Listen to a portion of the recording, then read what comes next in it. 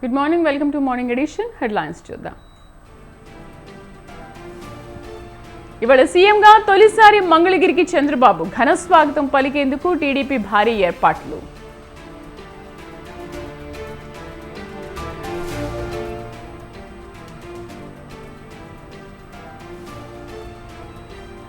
నేడు ఇందిరా పార్క్ వద్ద బీసీ సంఘాల మహాధర్నా. బీసీ కుల గణన వెంటనే చేపట్టాలని డిమాండ్.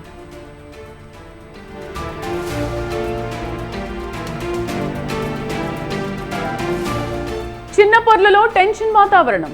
ఇవాళ సంజప్ప అంత్యక్రియలతో భారీగా పోలీసుల మోహరింపు.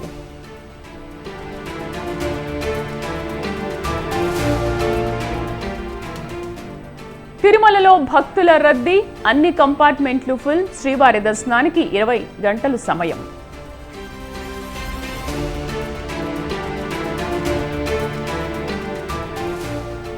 తెలుగు రాష్ట్రాల్లో రుతుపవనాలతో జోరుగా వానలు. మరో 3 రోజులు పలుచోట్ల భారీ వర్ష సూచన.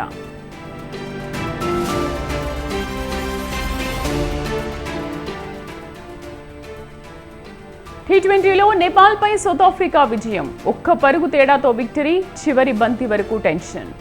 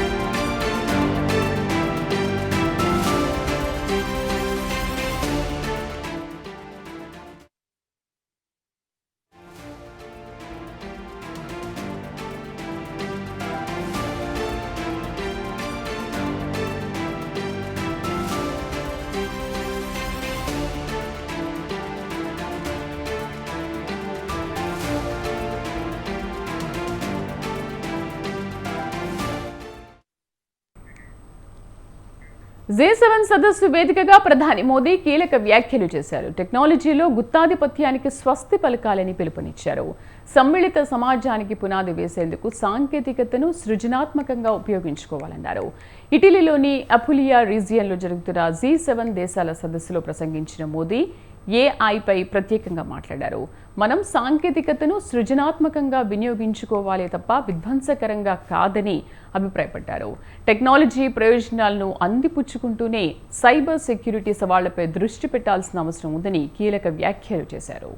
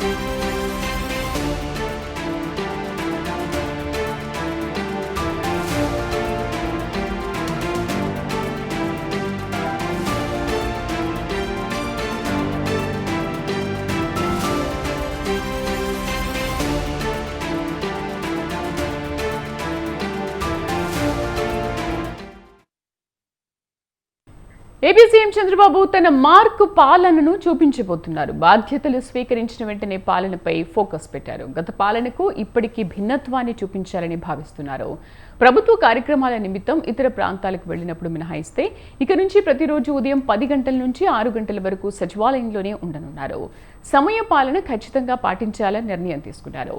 ఇక జిల్లాల్లో నియోజకవర్గాల్లో కొత్త మంత్రుల పర్యటన పూర్తయ్యాకే తొలి కేబినెట్ భేటీ నిర్వహించే అవకాశం ఉందంటున్నారు. మరోవైపు పోలవరం ప్రాజెక్టు పర్యటన పూర్తయ్యాక అసెంబ్లీ సమావేశాలు నిర్వహించే ఛాన్స్ ఉందంటున్నారు. రెగ్యులర్గా సచివాలయానికి రావాలని తనను కలిసిన మంత్రులకు సూచించారు సీఎం. తన శాఖలపై పట్టు పెంచుకోవాలని సూచించారు. అంతేకాదు పరిపాలనాపరంగా పూర్తి స్థాయి అవగాహన పెంచుకోవాలని మంత్రులకు దిశానిర్దేశం చేశారు.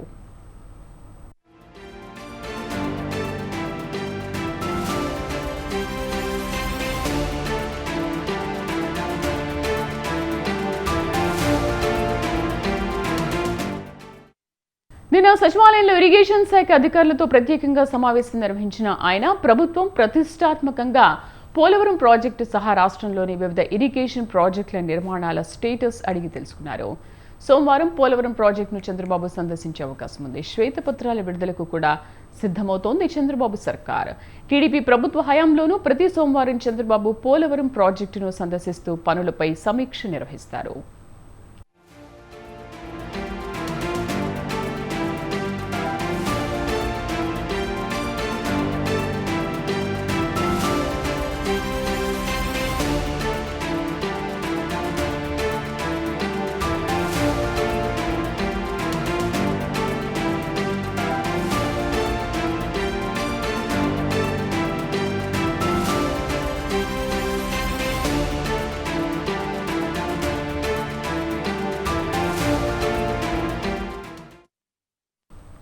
ఇటీవల ఏపీలో ఎంతో అట్టహాసంగా నూతన ప్రభుత్వం కొలువు తీరింది. ప్రమాణ స్వీకార కార్యక్రమానికి ప్రధాని మోదీ ముఖ్య అతిథిగా హాజరు కాగా జాతీయ ముఖ్య నాయకులు పాల్గొన్నారు. అనంతరం చంద్రబాబు 4వసారి సీఎంగా 24 మంది మంత్రులుగా ప్రమాణ స్వీకారం చేశారు. కొలువైన మంత్రివర్గంలో ఎవరికి ఏ శాఖ కేటాయిస్తారన్న ఉత్కంఠ ప్రజల్లో నెలకొంది. దీనికి తెరదించుతూ చంద్రబాబు శాఖల కేటాయింపుపై కీలక నిర్ణయం తీసుకున్నారు. ఎవరు ఊహించిన విధంగా శాఖలు కేటాయించారు, ఎవరెవరికి ఏ శాఖలు కేటాయించారో తెలుసుకోవాలనుందా? ఇంకెందుకు మరి ఆలస్యం, చూద్దాం.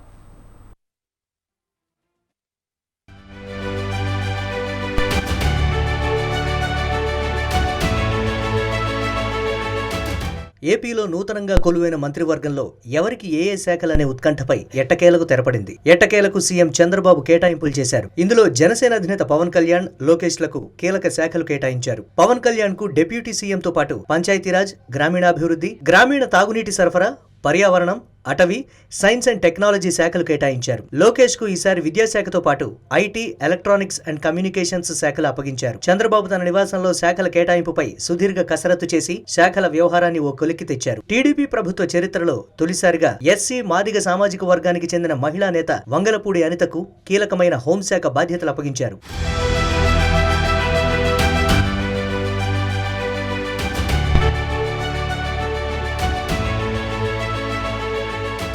ఇక సాధారణ పరిపాలనతో పాటు శాంతి భద్రతలు, ఇతర మంత్రులకు ఎవరికీ కేటాయించని శాఖలు ముఖ్యమంత్రి తన వద్దే ఉంచుకున్నారు. ఊహించినట్లుగానే జనసేన అధినేత పవన్ కళ్యాణ్ కు ఉప ముఖ్యమంత్రి పదవి కట్టబెట్టడంతో పాటు పంచాయతీరాజ్, గ్రామీణాభివృద్ధి, గ్రామీణ తాగునీటి సరఫరా, పర్యావరణం, అటవీ, సైన్స్ అండ్ టెక్నాలజీ శాఖలు కేటాయించారు. గత టీడీపీ ప్రభుత్వ హయాంలో లోకేష్ నిర్వర్తించిన పంచాయతీరాజ్, గ్రామీణాభివృద్ధి, గ్రామీణ తాగునీటి సరఫరా వంటి కీలక శాఖల బాధ్యతలు ఈసారి పవన్ కళ్యాణ్ కు కేటాయించారు. లోకేష్ గతంలో తాను నిర్వర్తించిన ఐటీ శాఖతో పాటు విద్య, మానవ వనరులు, రియల్ టైం గవర్నెన్స్ లను ఉంచుకున్నారు. ఇక ఇతర మంత్రులకు కేటాయించిన శాఖలను పరిశీలిస్తే గత 5 ఏళ్లు ప్రతిపక్షంలో పోలీసుల నుంచి అనేక వేధింపులు, ఎస్సీ నేతైన తనపైనే ఎస్సీ ఎస్టీ అట్రాసిటీ కేసులను ఎదుర్కొన్న వంగలపూడి అనితకు పోలీస్ సాల్యూట్ దక్కేలా శాఖ కేటాయింపు జరిగింది. హోంశాఖతో పాటు విపత్తు నిర్వహణ శాఖలను అనితకు అప్పగించారు.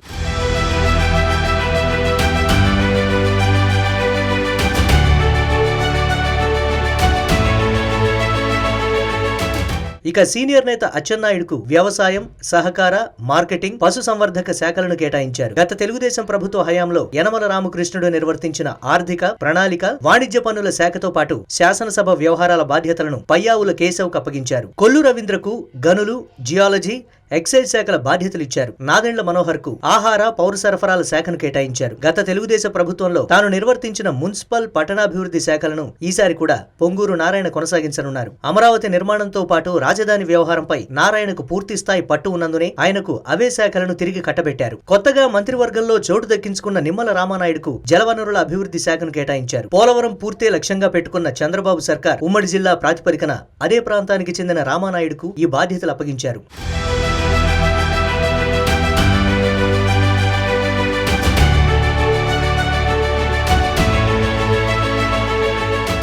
బీజేపీ నుంచి మంత్రివర్గంలో చోటు దక్కించుకున్న సత్యకుమార్ యాదవ్ కు ఆరోగ్య, కుటుంబ సంక్షేమం, వైద్య, విద్య శాఖల బాధ్యతలు కేటాయించారు. ఎన్ఎండి ఫరూక్ కు న్యాయశాఖ, మైనారిటీ సంక్షేమ శాఖను అప్పగించారు. ఆనం రామనారాయణ రెడ్డికి దేవాదాయ శాఖను కేటాయించగా అనగాని సత్యప్రసాద్ కు రెవెన్యూ, స్టాంపులు, రిజిస్ట్రేషన్ల శాఖ బాధ్యతలు ఇచ్చారు. గృహ నిర్మాణం, సమాచార శాఖలను కొలుసు పార్థసారథికి కేటాయించగా డోలా శ్రీ బాల వీరాంజనేయ స్వామికి సాంఘిక సంక్షేమం, సచివాలయం, గ్రామ వాలంటీర్ల వ్యవహారాలను అప్పగించారు. విద్యుత్ శాఖను గొట్టిపాటి రవికుమార్ కు ఇవ్వగా పర్యాటక, సాంస్కృతిక, సినిమాటోగ్రఫీ శాఖల బాధ్యతలను కందుల దుర్గేష్ కు కేటాయించారు. గుమ్మడి సంధ్యారానికి మహిళా శిశు సంక్షేమం, గిరిజన సంక్షేమం బాధ్యతలు అప్పగించారు. బీసీ జనార్దన్ రెడ్డికి రోడ్లు, భవనాలు, మౌలిక వసతులు, పెట్టుబడుల శాఖలను కేటాయించారు. పరిశ్రమలు, వాణిజ్యం, ఆహార శుద్ధి శాఖలను టీజీ భరత్ కివ్వగా సవితకు బీసీ సంక్షేమం, ఆర్థికంగా వెనుకబడిన వర్గాల సంక్షేమం, చేనేత శాఖలను కేటాయించారు. వాసంశెట్టి సుభాష్ కు కార్మిక, పరిశ్రమలు, బీమా, వైద్య సేవల శాఖలను కేటాయించారు. కొండపల్లి శ్రీనివాస్ కు ఎంఎస్ఎంఈ, సెర్ప్, ఎన్ఆర్ఐ వ్యవహారాలు అప్పగించారు. మండిపల్లి రాంప్రసాద్ రెడ్డికి రవాణా, యువజన, క్రీడల శాఖల బాధ్యతలిచ్చారు.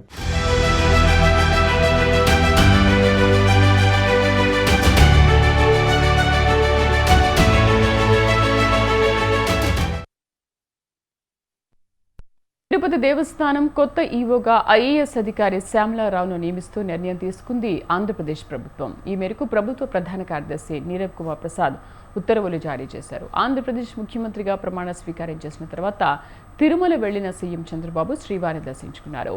కుటుంబ సభ్యులతో కలిసి వెంకటేశ్వర స్వామిని దర్శించుకుని మొక్కులు చెల్లించుకున్నారు. ఈ సందర్భంగా మీడియాతో మాట్లాడుతూ రాష్ట్రంలో ప్రజాపాలన ప్రారంభమైందని, ప్రజలందరూ భాగస్వాములు కావాలన్నారు.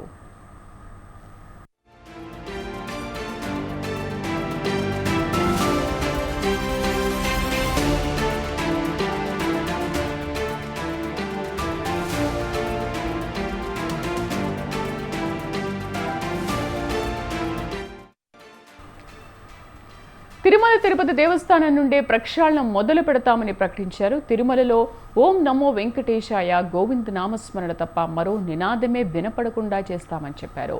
ఇక ఆ దిశగా అడుగులు పడుతున్నాయి. కీలకమైన అధికారుల మార్పులు కొనసాగుతూనే ఉన్నాయి.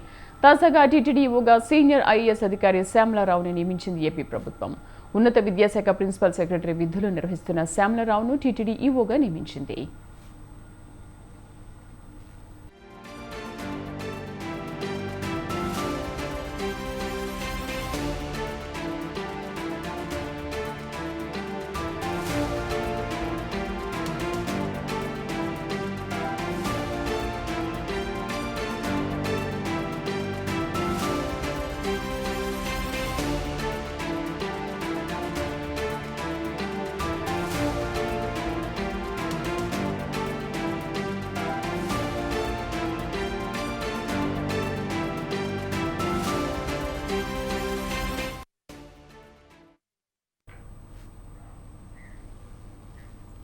మార్కెట్లో కూరగాయల ధరలు మండిపోతున్నాయి. సామాన్యుడికి షాక్ ఇచ్చేలా అమాంతం పెరిగి ధరలు ఆకాశానికి చేరాయి.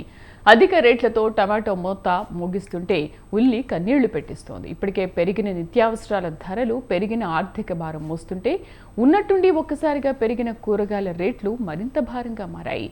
కేవలం 15 రోజుల వ్యవధిలోనే ఉల్లి, టమాటా సహా అన్ని కూరగాయల ధరలు 60% అధికంగా పెరిగాయి. మే 3వ వారంలో కిలో 20 రూపాయలు ఉన్న ఉల్లి ప్రస్తుతం 40 రూపాయలకు చేరింది. ఇక టమాటా ధర కూడా రెండింతలు పెరిగిపోయింది. ప్రస్తుతం కిలో టమాటా 50కి పైమాటే పలుకుతోంది. వంకాయలు, బీన్స్, క్యారెట్, బీట్రూట్, క్యాప్సికం, సొరకాయ, కాకరకాయ తదితరాలతో పాటు పచ్చిమిర్చి, పుదీనా, కొత్తిమీర, ఇతర ఆకుకూరల ధరలు రెట్టింపయ్యాయి. ప్రస్తుత జనాభాకు సరిపడా కూరగాయలు పంట లేకపోవడంతో సుమారు 19 లక్షల టన్నుల దిగుబడుల కోసం ఇతర రాష్ట్రాలపై ఆధారపడాల్సి వస్తుంది. దీంతో కూరగాయల ధరలు ఆకాశానంటాయి. మరోపక్క కూరగాయల ధరలు పెరగడానికి వేసవిలో అధిక ఉష్ణోగ్రతలు కూడా ఓ కారణం. వడగాల్పుల కారణంగా రైతులు, వ్యాపారులు కూరగాయలను ఎక్కడికక్కడే అమ్ముకోవడంతో మార్కెట్పై కూరగాయల కొరత ఏర్పడింది. ఈ క్రమంలో టమాటోలు, ఉల్లి దిగుమతి తగ్గి ధరలు పెరిగాయి. అలాగే స్థానికంగా కూరగాయల ఉత్పత్తి 20% వరకు తగ్గింది. జూన్ మొదటి వారంలో వర్షాలు ప్రారంభం కావడంతో ఇతర ప్రాంతాల నుంచి తీసుకొస్తున్న కూరగాయలు తడిసి త్వరగా కుళ్ళిపోతున్నాయి. దీంతో వ్యాపారులు దిగుమతులను తగ్గించారు. ఇది కూడా కూరగాయల ధరలు పెరగడానికి ఓ కారణం.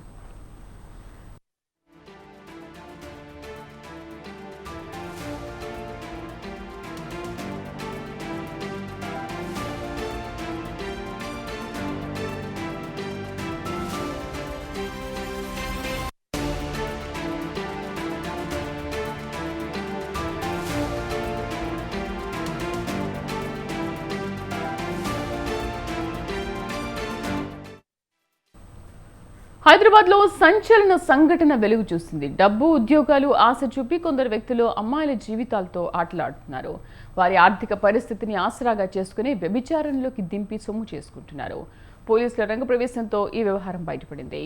టాస్క్ ఫోర్స్ డీసీపీ సాధనా శర్మి పెరుమాళ్ కేసుకు సంబంధించి పలు ఆసక్తికర విషయాలను వెల్లడించారు.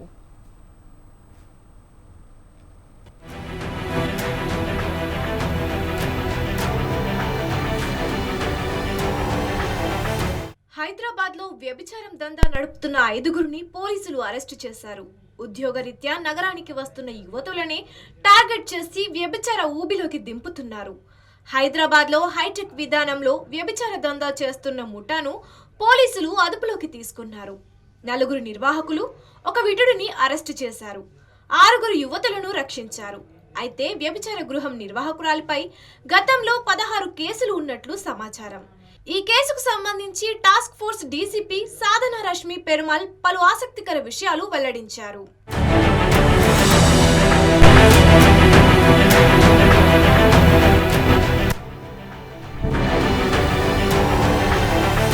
విజయవాడకు చెందిన సూర్యకుమారి ఈ వ్యభిచార ముఠాకు లీడర్ అని డీసీపీ చెప్పారు. ఆమె 10 మారు పేర్లతో చలామణి అవుతూ నగరంలో మధురనగర్లో నివసిస్తోంది. తిరుపతికి చెందిన విజయశేఖర్ రెడ్డి అక్కడే ఉండేవాడు. వీరిద్దరూ కలిసి నగరంలో వ్యభిచార గృహాలు నిర్వహించేవారు. 2020లో పీడీ యాక్ట్ కింద జైలుకు పంపిన తీరు మారలేదని చెప్పారు.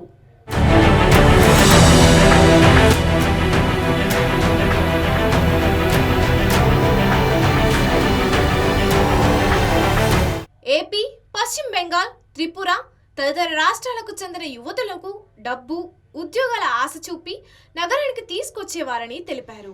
అనంతరం వారిని వ్యభిచార రొంపిలోకి దింపి సొమ్ము చేసుకునేవారన్నారు.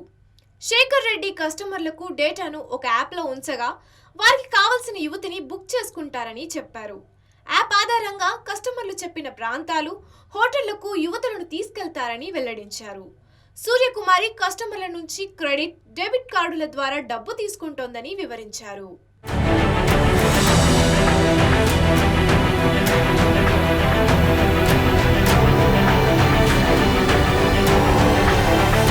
గురువారం పంజాగుట్ట ఠాణా పరిధిలోని పార్క్ హోటల్లో పశ్చిమ మండల టాస్క్ ఫోర్స్ పోలీసులు సోదా చేశారు.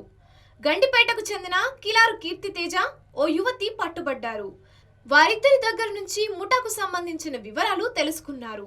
వేర్వేరు ప్రాంతాల్లో తనిఖీ చేసి సూర్యకుమారి, శేఖర్ రెడ్డి, వారికి సహకరిస్తున్న పశ్చిమ బెంగాల్ వాసి అర్కోజిత్ ముఖర్జీ, తిరుపతికి చెందిన వేణుగోపాల్ బాలాజీని అదుపులోకి తీసుకొని పంజాగుట్ట పోలీసులకు అప్పగించామన్నారు.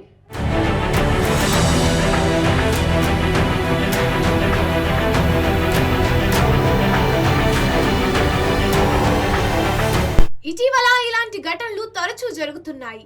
డబ్బులకు ఆశపడి నిరుద్యోగ యువతులు మైనర్లను వ్యభిచార ఊబిలోకి దింపి దందా నడిపిస్తున్నారు కొందరు వ్యక్తులు. ఈ మధ్య కాలంలో జగిత్యాల శివారు, చెల్గల్కు చెందిన కొందరు ముఠా సభ్యులు పాఠశాలలో చదువుకునే మగపిల్లల ద్వారా మత్తు పదార్థాలు స్కూల్లోకి చేరవేసి ఆడపిల్లలకు వాటిని అలవాటు చేస్తున్నారు. మత్తు పదార్థాలకు బానిసలైన జగిత్యాల పట్టణానికి చెందిన బాలికలను ఇటీవల హైదరాబాద్లోని ఓ రేవ్ పార్టీకి కూడా తీసుకెళ్లినట్లు వెలుగులోకి వచ్చింది.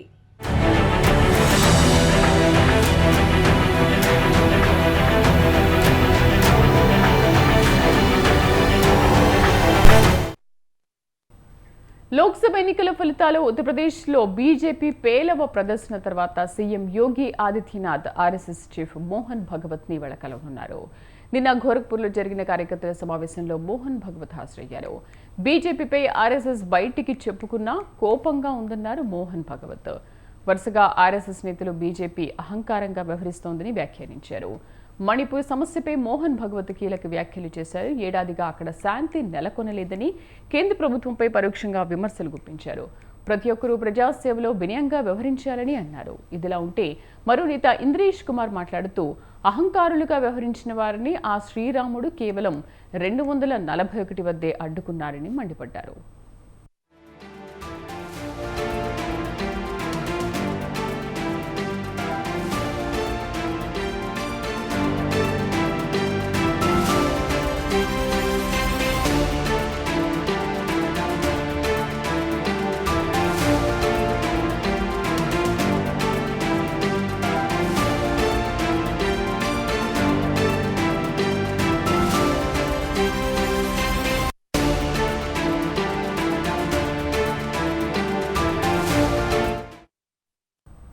ఇది బులెటిన్ విశేషాలు. మరిన్ని అప్డేట్స్తో మరో బులెటిన్లో మళ్ళీ కలుద్దాం. నమస్తే.